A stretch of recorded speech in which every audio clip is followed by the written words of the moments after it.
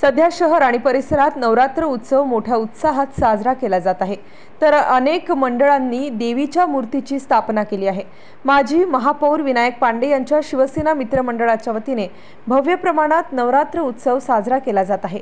या ठिकाणी भव्य देवीची मूर्ती ही स्थापना करण्यात आली आहे। या देवीवर मौल्यवान आभूषणेही घालण्यात आलेली आहेत।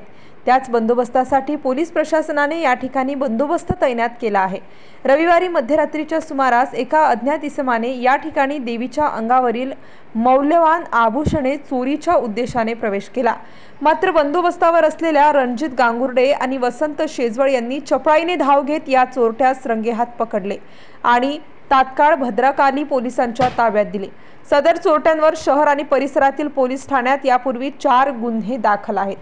गांधीनगर होमगार्ड पथकातील रणजित गांगुर्डे आणि वसंत शेजवळ यांच्या धडक कारवाईने दोघांचे सर्वत्र कौतुक होत आहे। रणजित गांगुर्डे, गांधीनगर पथक। मी वसंत शेजवळ, गांधीनगर पथक। नवरात्रानिमित्त आम्हाला शिवसेवा मित्र मंडळ इथे ड्युटी दिली। नाईट करत असताना पहाटे 4च्या सुमारास काहीतरी आवाज होण्याचा प्रयत्न आवाज आला।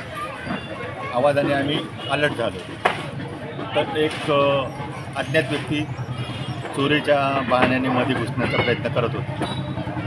आम्ही त्याला हटकले असता तो काहीतरी वेगळे उडाउडीचे उत्तर द्यायला लागला। त्यानंतर आम्ही दोघांनी त्याला पकडले आणि मंडळाचे मनोज नावाचा एक व्यक्ती कार्यकर्ता होता, त्याला आम्ही तिथे बसवून त्याला आम्ही पोलीस स्टेशनला हजर केले।